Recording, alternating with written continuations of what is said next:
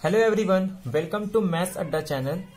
This is our day 4 of 60-day challenge. In every lecture, we discuss the 10 important questions of CSIR NET. Now today is day 4. Today we discuss the 6 questions of linear algebra, 2 questions of modern algebra and 2 questions of applied. Now today's topic is COE, that is calculus of variation in applied. Now start the question number 31.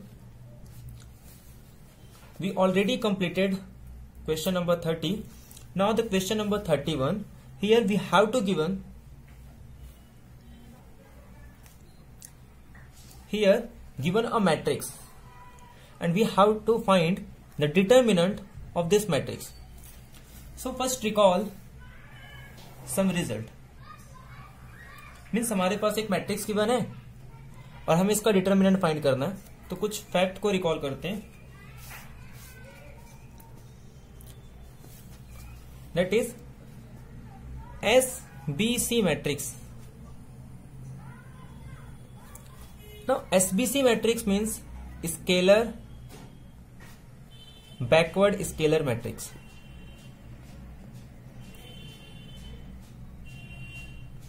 Scalar backward scalar matrix means combination of scalar and backward scalar matrix. Now if we return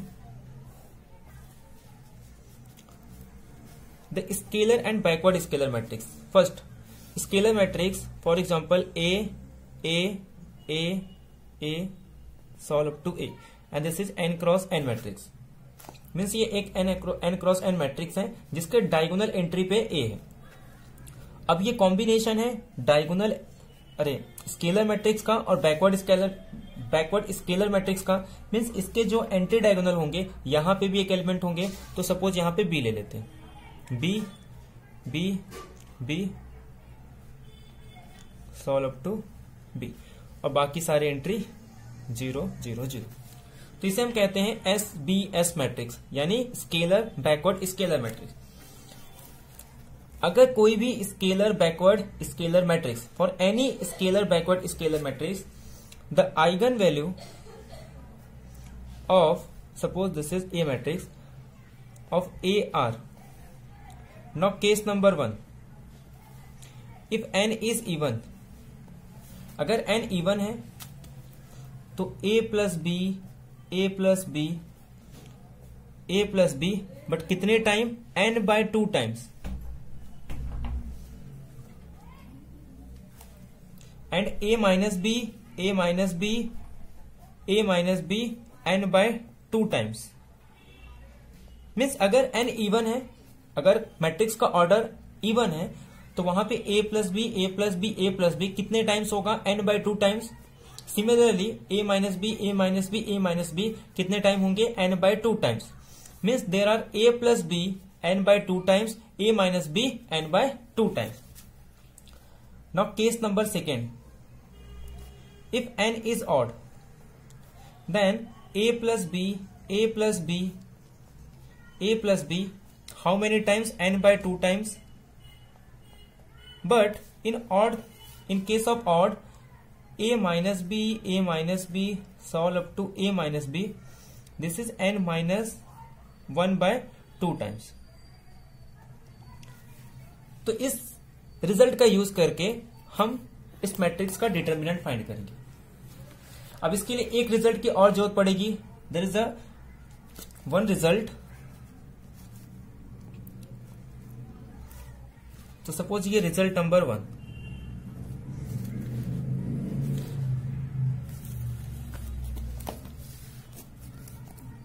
तो result number 2 कि if λ1 λ2 solve up to λn be a eigen value of an, किसी an matrix का अगर ये सारे eigen value है, then determinant of matrix an is product of eigen value. Means जितने भी आइगन वैल्यू है उनका प्रोडक्ट लेना है और जो ट्रेस होता है मैट्रिक्स का यानी सम ऑफ डायगोनल एंट्री, वो आइगन वैल्यू के सम होते हैं.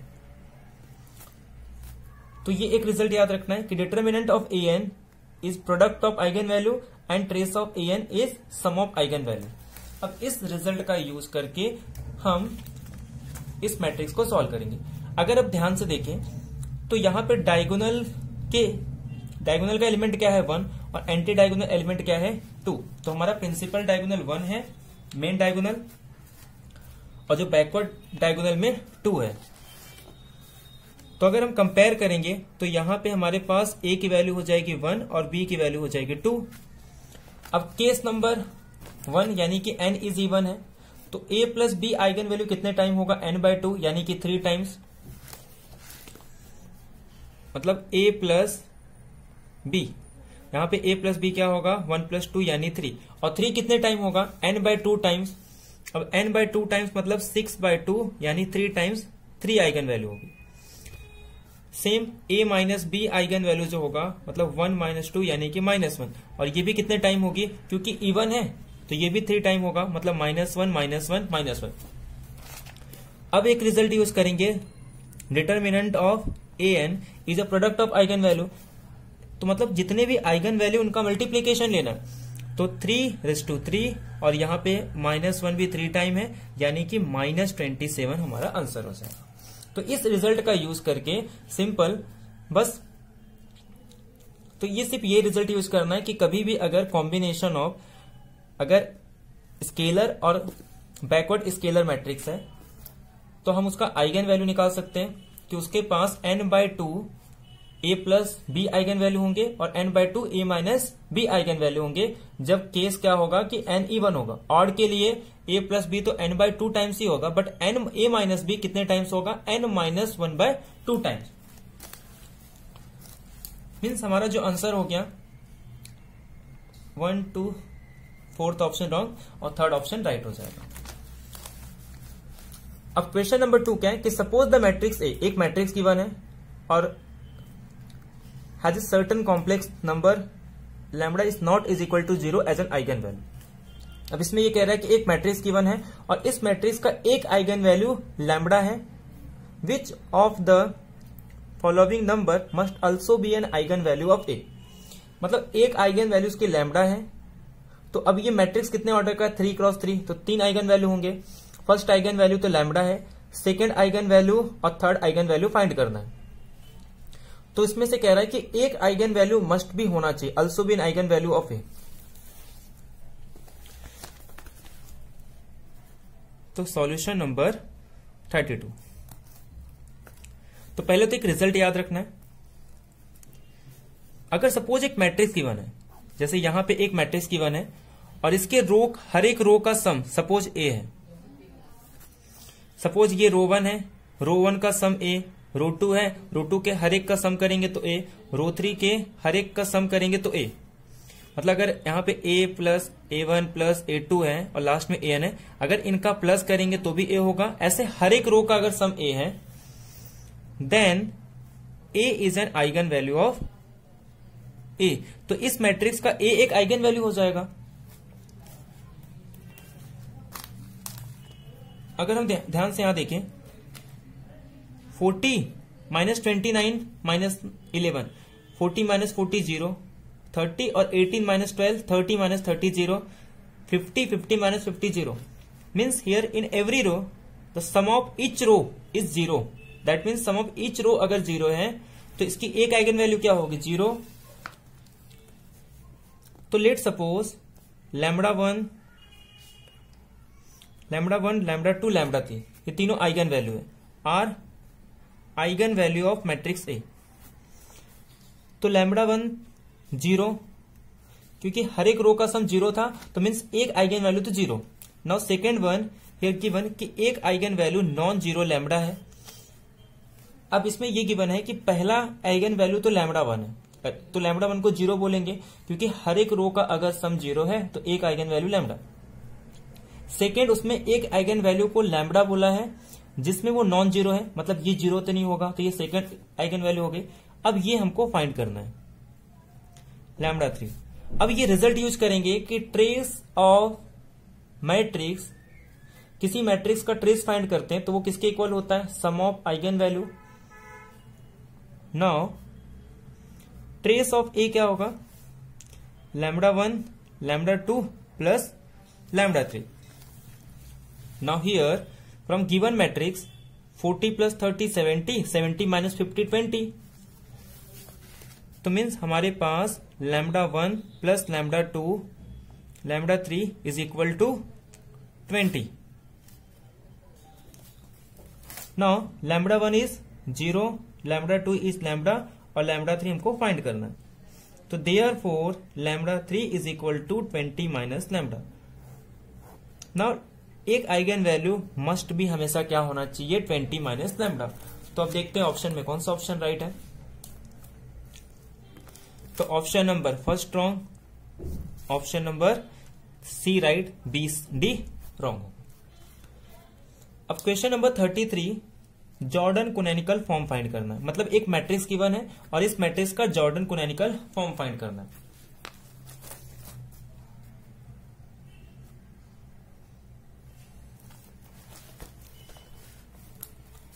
अब जॉर्डन कोनैनिकल फॉर्म होता क्या है, तो पहले हम समझते हैं कि बेसिक जॉर्डन ब्लॉक क्या होते हैं. जैसे सपोज कि lambda is eigen value of A. Let lambda is an eigen value of A. Suppose lambda एक आइगन वैल्यू ए का, देन हम एक बेसिक जॉर्डन ब्लॉक बनाते हैं. अब बेसिक जॉर्डन ब्लॉक को कैसे लिखते हैं, B n lambda is equal to diagonal entry पे लैम्बडा लिखना है और डायगोनल के ऊपर वाला, मतलब ये डायगोनल है और जो सुपर डायगोनल होगी वहां पे 1 लिखना है और बाकी सारे एंट्री 0. फिर से सुनो, B n lambda where lambda is an eigen value of A, then in a main diagonal और प्रिंसिपल डायगोनल पे क्या लिखना है, लैम्बडा, और उसके ऊपर वाला यानी कि जो सुपर डायगोनल एंट्री होंगी वहां पे 1 लिखना है और बाकी सारे एंट्री 0.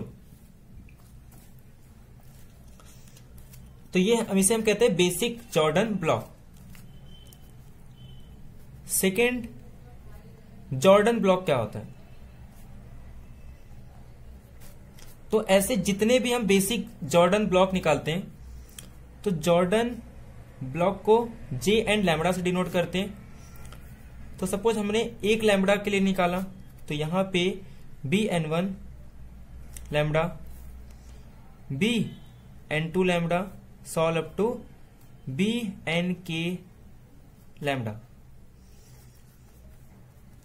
और यहां पे बाकी सारे एंट्री 0 0, ये सारे एंट्री 0 होंगे. और डायगोनल पे क्या लिखना है, B N 1 lambda, B N 2 lambda, B N के lambda, where n1 n2 solve up to n K. अगर हर एक n i का सम लेंगे तो वो किसके इक्वल होगा, हर एक n i का सम कितना होगा, n, मतलब जो मैट्रिक्स की ऑर्डर होगी. अब नेक्स्ट आता है हमारा जॉर्डन कोनैनिकल फॉर्म. तो definition of Jordan canonical form. Now what is a Jordan canonical form? तो जितने भी हम जॉर्डन ब्लॉक बनाएंगे उसको डायगोनल एंट्री पे लिखना है. Simple, J n 1 lambda, J n 2 lambda, solve up to J n के लैम्बडा. तो ये डायगोनल एंट्री पे जे एन के लैम्बडा लिखना है और बाकी सारे एंट्री 0. अब ये एक मैट्रिक्स के फॉर्म में होगा, ब्लॉक मैट्रिक्स के फॉर्म में होंगे जिसके डायगोनल एंट्री पे तो आइगन वैल्यू होगी और उसके सुपर डायगोनल पे 1. तो इसे हम कहते हैं जॉर्डन कोनैनिकल फॉर्म. अब इसके बाद नेक्स्ट एक डेफिनेशन याद रखना है, बहुत ही इंपॉर्टेंट मैट्रिक्स है, एग्जाम में बहुत पूछा जाता है, जिसे हम कहते हैं कंपेनियन मैट्रिक्स.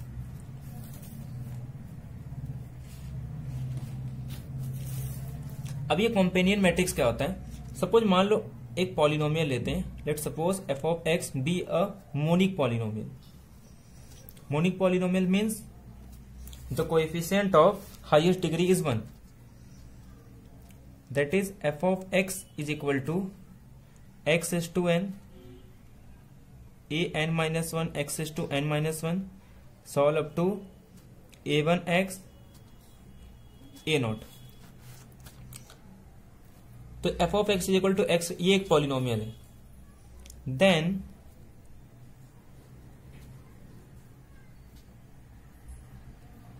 कॉम्बिनेनियन मैट्रिक्स को हम लिखते हैं, अब ये जो कोएफिशिएंट दिख रहा है ए नॉट ए वन, इसको यहां से लिखना है A naught A one solve up to कहां तक जाना है, ए एन माइनस वन तक, यानी ए एन माइनस वन। अब ये टोटल कितने होते हैं यहाँ पे, ये कांस्टेंट से लेके एन प्लस वन टर्म होते हैं, बट सिर्फ हम एन माइनस वन तक लिख रहे हैं, तो ये हमारा मैट्रिक्स का ऑर्डर क्या हो जाएगा, n cross n. Means A naught A one solve up to A N minus one तक कैसे लिखना, बट साइन इसका चेंज कर देना, माइनस ए वन लास्ट में minus A N minus one. और जो डायगोनल के नीचे वाली एंट्री होगी उसमें वन लिखना है, मतलब डायगोनल पे तो जीरो, सारे एंट्री जीरो, और जो डायगोनल के नीचे वाले एंट्री होंगे मतलब सुपर लोअर डायगोनल क्या होगा या फिर लोअर डायगोनल, उस पर वन लिखेंगे और बाकी सारे एंट्री जीरो। इसे हम कहते हैं कॉम्पेनियन मैट्रिक्स। अगर हम मैट्रिक्स को ध्यान से देखें तो ये एक कॉम्पेनियन मैट्रिक्स है। देखो 0 0 -4 1 0 0, देखो डायगोनल के नीचे वाला एलिमेंट 1 और यहां पे 4 0 5 0, तो ये एक कॉम्पेनियन मैट्रिक्स है। अगर इससे हम कंपेयर करें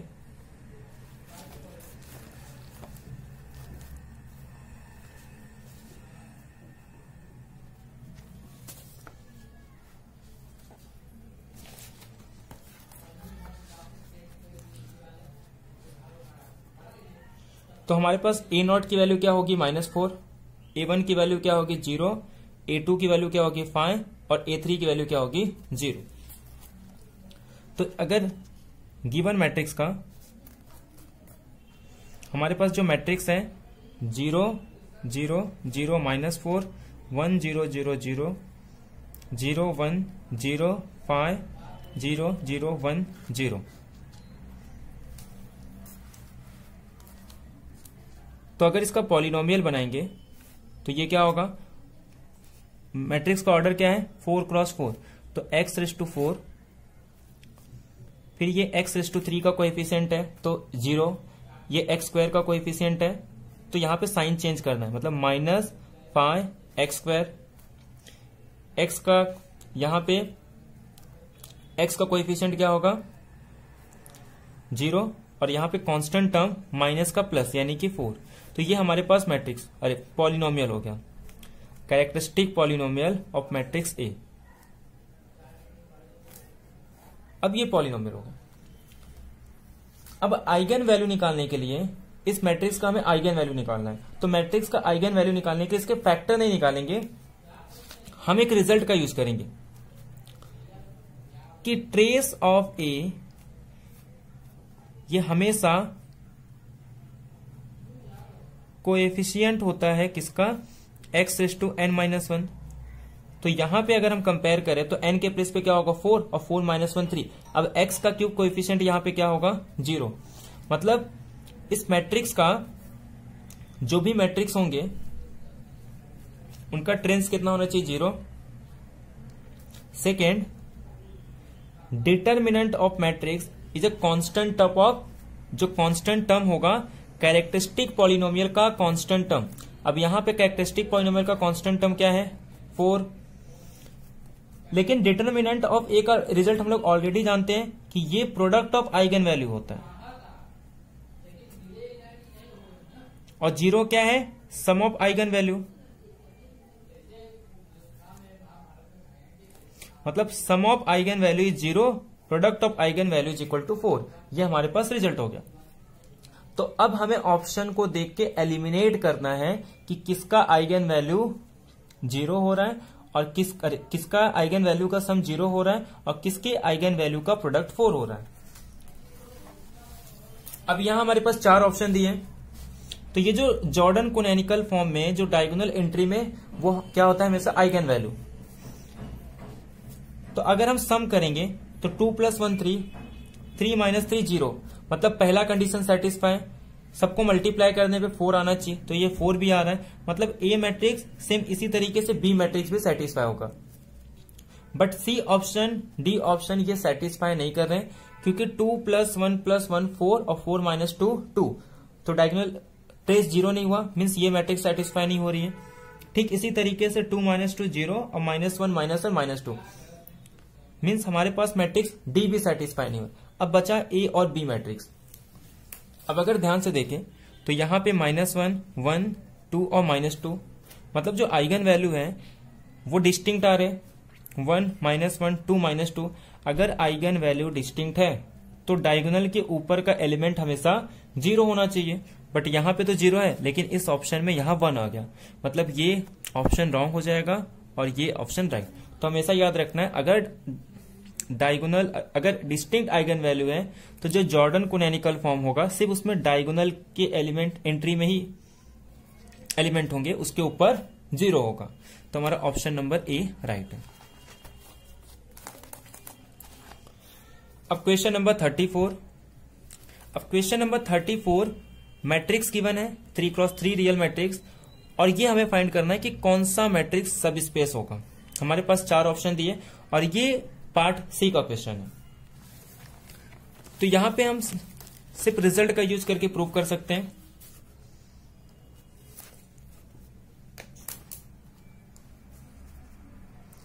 सॉल्यूशन नंबर 34।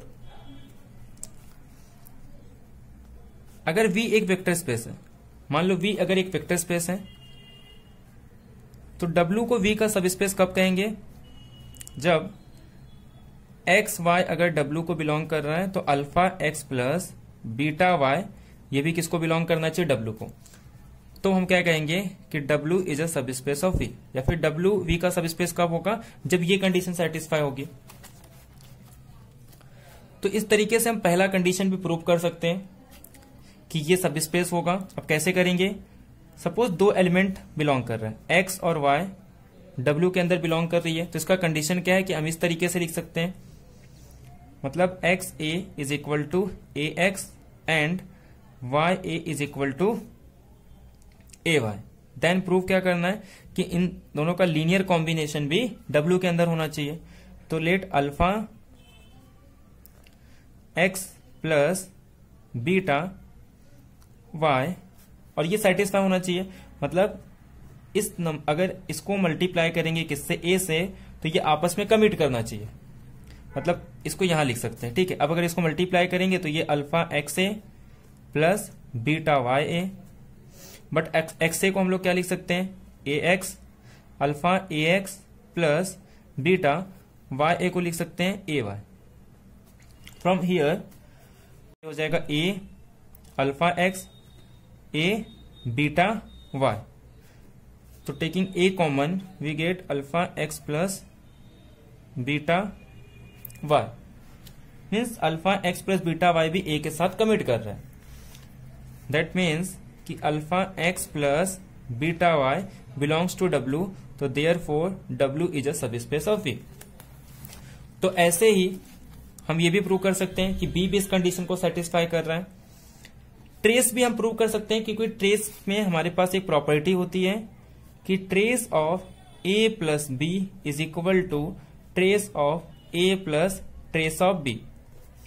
इस रिजल्ट का यूज करके हम प्रूव कर सकते हैं कि हमारे पास जो थर्ड ऑप्शन है वो भी सब स्पेस फॉर्म करेगा, बट फोर्थ ऑप्शन हमारे पास सब स्पेस फॉर्म नहीं करता है। क्यों?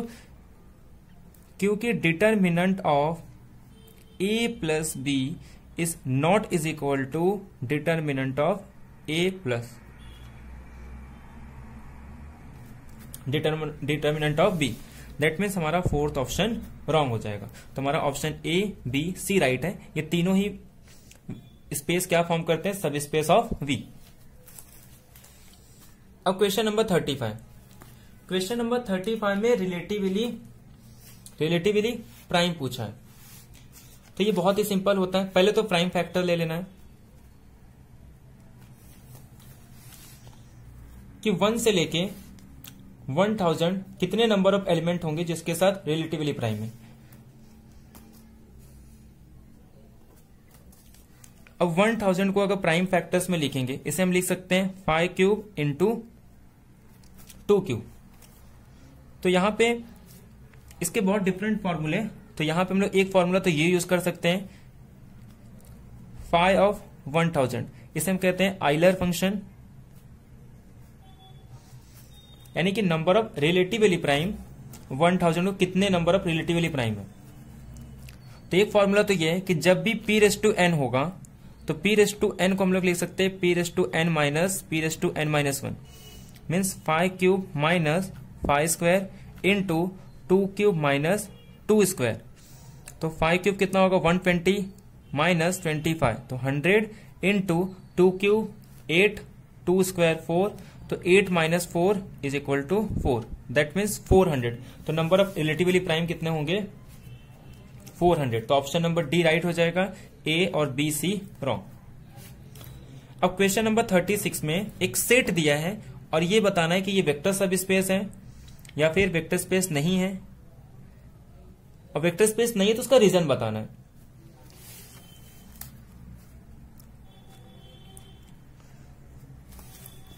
तो वेक्टर सब स्पेस के लिए पहले हम क्या चेक करते हैं, क्लोजर प्रॉपर्टी, कि with respect to addition and multiplication वो क्लोजर होना चाहिए। सेकेंड, एक तो आइडेंटिटी चेक करते हैं और एक तो इनवर्स। तो अगर ये सारे प्रॉपर्टी सेटिस्फाई हो जाते हैं तो हम कहते हैं एक सब स्पेस, कि वो V एक सब स्पेस फॉर्म करता है। अब हमारे पास जो सब स्पेस दिया है कि उसके अंदर वो सारे ऑर्डर पेयर होंगे आर स्क्वायर के सच दैट कि एक्स वाई हमेशा greater than is equal to 0 होगा। अब या तो ये प्रूव करना है कि ये वेक्टर स्पेस है या फिर डिस्प्रूव करना है कि इन तीनों में से अगर एक भी कंडीशन सेटिस्फाई नहीं हो रहा है तो ये मैट्रिक्स ये वेक्टर स्पेस फॉर्म सब स्पेस नहीं फॉर्म करेगा। तो हम क्या करते हैं, दो एलिमेंट ऐसा ले लेते हैं, जैसे फॉर एग्जांपल -2 -1। अब दोनों का प्रोडक्ट लेंगे 2 ग्रेटर देन 0 है, मतलब ये बिलोंग कर रहा है V के अंदर। ऐसे और एक एलिमेंट ले लेते हैं जैसे 1 और 3, दोनों का प्रोडक्ट 3 है और दोनों ही किसके अंदर बिलोंग करेंगे V के अंदर, मतलब ये भी V के अंदर बिलोंग कर रहा है और ये भी V के अंदर बिलोंग कर रहा है, तो दोनों का एडिशन भी V के अंदर होना चाहिए। अब दोनों को ऐड करेंगे तो जो पेयर होगा -2 + 1 कितना होगा -1 और 3 + -1 कितना होगा 2। बट अब इसका प्रोडक्ट करेंगे तो आंसर -2 आएगा, बट ये V के अंदर नहीं है। Means with respect to addition ये क्लोजर प्रॉपर्टी को सेटिस्फाई नहीं कर रहा है। अब इक्वेशन कह रहा है कि क्या ये वेक्टर सब स्पेस है आर स्क्वायर का, तो नहीं, क्योंकि ये क्लोजर प्रॉपर्टी को सेटिस्फाई नहीं कर रहा है। नॉट अ वेक्टर स्पेस, क्योंकि हर एक element does not have an inverse, तो इसके पास इनवर्स भी होगा। वैसे ये बी का क्वेश्चन है तो ऑप्शन बी रॉन्ग हो जाएगा। और चेक कर सकते हैं इसके पास इनवर्स एग्जिस्ट होगा। Not a vector space of R square, it is not close under scalar multiplication, तो स्केलर मल्टीप्लीकेशन भी चेक कर सकते हैं कि ये स्केलर मल्टीप्लीकेशन होगा। तो बचता है ऑप्शन नंबर डी कि not a vector space of R square, it is not a close under vector addition, क्योंकि वेक्टर एडिशन के रिस्पेक्ट में क्लोज नहीं है, तो देयरफॉर इस मैट्रिक्स को हम ये कहेंगे कि ये वेक्टर स्पेस नहीं। तो ऑप्शन डी हमारा राइट हो जाएगा। तो ये था हमारा 6 क्वेश्चन लीनियर अलजेब्रा का। अब चलते मॉडर्न अलजेब्रा। तो मॉडर्न अलजेब्रा का क्वेश्चन नंबर 37, यहां पे ये पूछा है कि कितने नंबर ऑफ पी सिलो सब ग्रुप होंगे general linear group of order 50 जिसके एंट्री कहां से होंगे, फील्ड एफपी से होंगे। तो इसका एक सिंपल फॉर्मूला है, सॉल्यूशन ऑफ 37।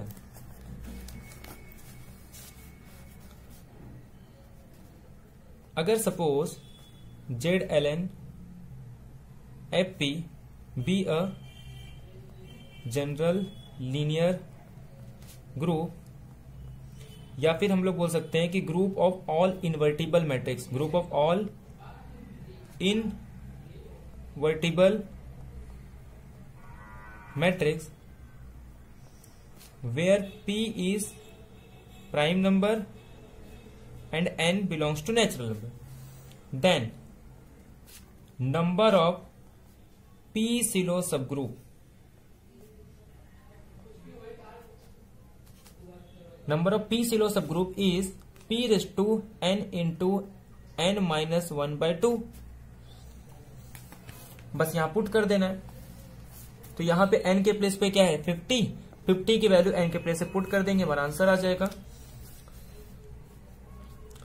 तो p 50, 50 माइनस 1 49 और यहां पे 2, 2 से इसको कैंसिल करेंगे 25, या फिर p raise to 50 into 49 by 2 है, तो दोनों साइड डिनोमिनेटर और न्यूमरेटर में 2 से मल्टीप्लाई कर देंगे, तो ये 52 जा 100,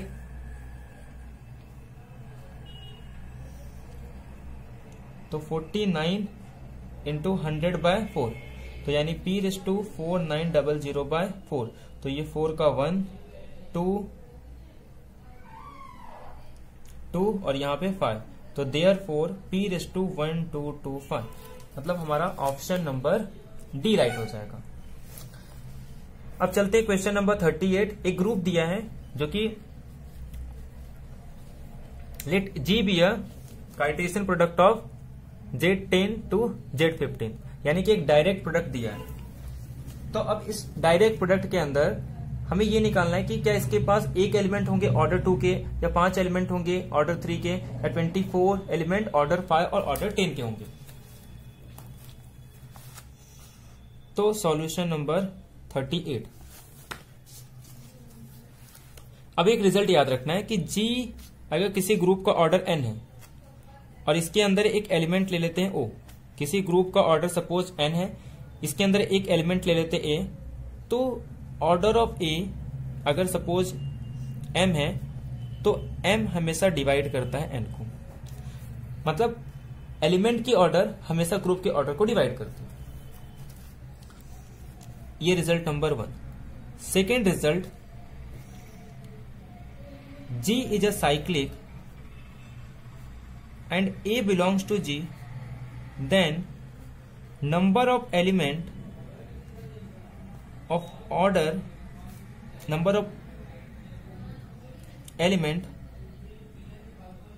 of order m is phi of m. तो जो नंबर ऑफ एलिमेंट होंगे ऑर्डर m के वो कितने होंगे, फाई ऑफ m होंगे, where m is a divisor of n, यानी कि ऑर्डर ऑफ g, मतलब ग्रुप को जितने भी डिवाइड करेंगे उस ऑर्डर के कितने नंबर ऑफ एलिमेंट होंगे, फाई ऑफ m. तो अब देखो पहला हमारे पास ग्रुप दिया है Z10 क्रॉस Z15, तो यहां पे पहले Z10 के डिवाइजर निकालते हैं. तो अगर Z10 के डिवाइजर निकालें तो Z10 के डिवाइजर होते 1 2 5 10, और ऐसे 15 के डिवाइजर होंगे 1 3 5 15. तो 1 ऑर्डर के कितने नंबर ऑफ एलिमेंट होंगे, फाई ऑफ 1 यानी कि 1. अब फाई ऑफ 1 मतलब कितने उसके साथ रिलेटिवली प्राइम होंगे, ऐसे फाई ऑफ 2 निकालेंगे. ये सेम फॉर्मूला यूज करके निकालना है. p रेस टू n, पहले उसका प्राइम फैक्टर निकालना है, उसके बाद p raise to n is equal to p raise to n minus p raise to n minus 1.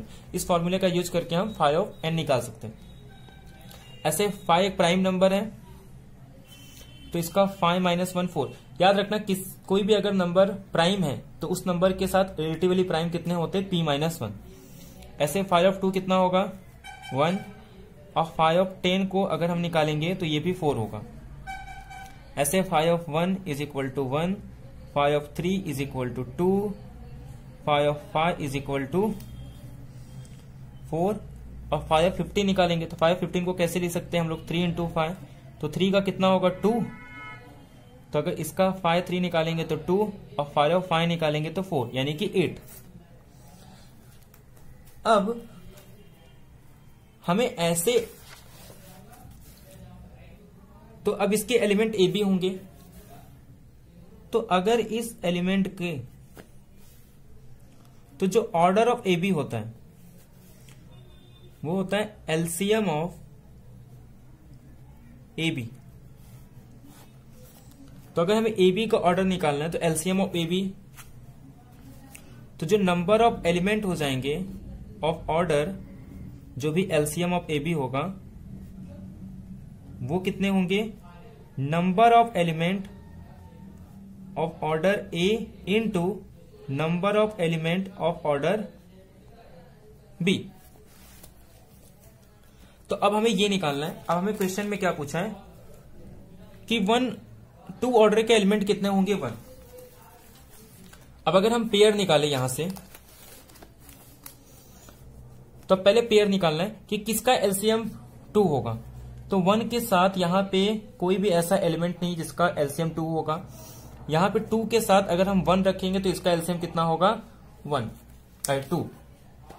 मतलब एक ही ऐसा एलिमेंट है 2 1 जिसका एलसीएम कितना होगा। इसका अगर हम एलसीएम निकालेंगे, LCM of 2 1 is equal to 2। और 2 ऑर्डर के कितने एलिमेंट होंगे, तो नंबर ऑफ एलिमेंट कैसे निकालते हैं, नंबर ऑफ ऑर्डर ए मतलब 5 ऑफ 2 इंटू 5 ऑफ 1, यानी कि 5 ऑफ 2 भी 1 है, 5 ऑफ 1 भी n, यानी कि 1। तो पहला ऑप्शन राइट हो गया कि उसके पास एग्जैक्ट 2 ऑर्डर के 1 एलिमेंट होंगे। इसी तरीके से हम लोग निकाल सकते हैं ऑर्डर 3 के। तो ऑर्डर 3 के भी सिर्फ एक ही पेयर बनेंगे और वो कौन सा होगा, 1 और 3। तो इसके पास एलिमेंट कितने, 1, इसके पास 2, दोनों का प्रोडक्ट करेंगे तो कितना हो जाएगा, 2। बट ये कह रहा है उसके पास 5 एलिमेंट, यानी ये ऑप्शन रॉन्ग। अब सी वाला देखते हैं। अब सी के लिए हमें ऐसे पेयर निकालने हैं जिनका ऑर्डर 5 होगा। अब 5 के लिए हमारे पास कितने पेयर बनेंगे जिनका एलसीएम 5 होगा। एक तो 1 के साथ 5, एक साथ 1 5 का निकालते हैं और एक साथ 10 का। 1 के साथ 5, 2 के साथ कोई पेयर नहीं बनेगा जिसके साथ उसका एलसीएम 15 होगा। ऐसे 5 के साथ एक 5 1 और दूसरा 5 के साथ 5। मतलब इन तीनों ही नंबर का अगर हम एलसीएम निकालेंगे तो 1 5 का एलसीएम भी 5, 5 1 का एलसीएम भी 5 और यहां पे 5 5 का एलसीएम भी 5। मतलब ये सारे नंबर के जो एलसीएम होंगे वो कितने होंगे, 5। तो जो नंबर ऑफ एलिमेंट इसके कितने हैं, 1, इसके 4, तो 4 1 जा 4, इसके भी 4, इसके 4, यानी कि 4 1 जा 4। यहां भी इसके पास ही 4 नंबर ऑफ एलिमेंट, इसके पास ही 4 नंबर ऑफ एलिमेंट, 4 4 जा 16, यानी टोटल कितने हो गए, 24। मतलब हमारा ऑप्शन नंबर सी भी राइट हो जाएगा। ऐसे हम 10 का निकाल सकते हैं। 10 ऑर्डर के कितने होंगे, तो जो पहला पेयर होगा वो 1 के साथ, अरे 2 के साथ एक तो 5, फिर एक 10 के साथ 1 और एक तो 1 के साथ 5 होगा, एक 2 के साथ 5 होगा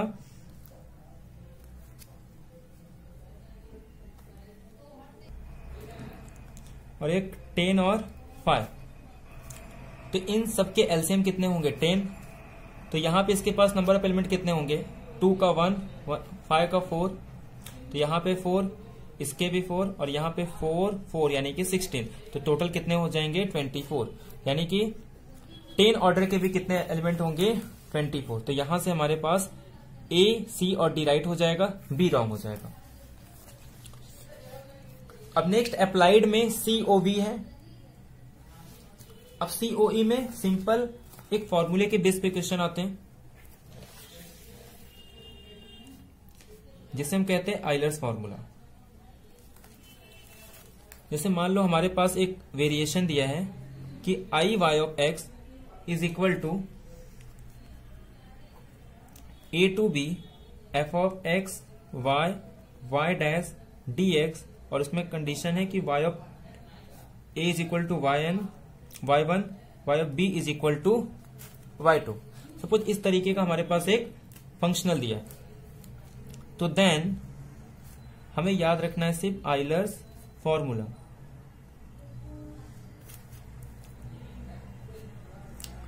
del f by del y d by d x del f by del y is equal to 0। तो इस फॉर्मूला का यूज करके हम ये फाइंड कर सकते हैं। अब इसमें दिया है कि variational problem of extremizing the functional I Y of X, जिसमें दो कंडीशन दिया है। तो यहां पे पहले हमें आइडेंटिफाई करना है कि एफ क्या है।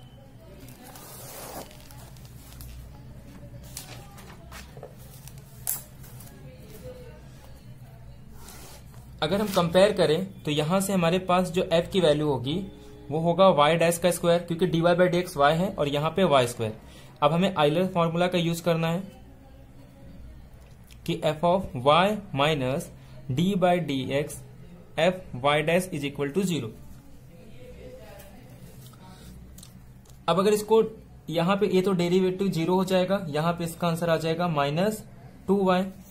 अब y डैश का डेरिवेटिव करेंगे तो d बाई डी एक्स, जहां पे ये 2y dash is equal to 0, तो देयर फोर -2y, और फिर से इसको एक बार डेरिवेटिव करेंगे तो ये -2y dash is equal to 0।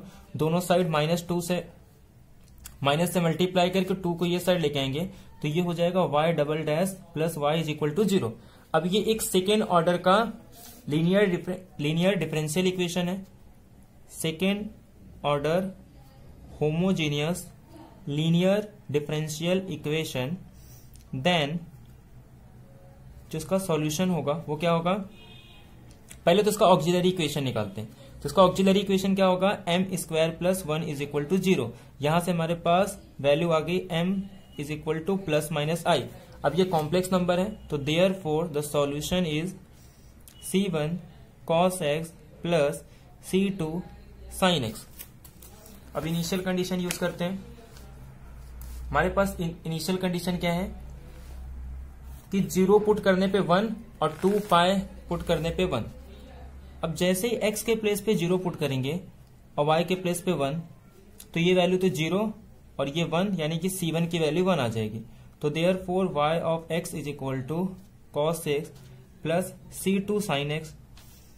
अब अगर हम लोग 2 पाई के प्लेस पे 1 पुट करेंगे तो भी आंसर c1 ही एलिमिनेट होगा, c1 के प्लेस पे 1, c2 एज इट इज होगा। मतलब हमारे पास जो सॉल्यूशन होगा वो cos x plus c2 sin x ही होगा।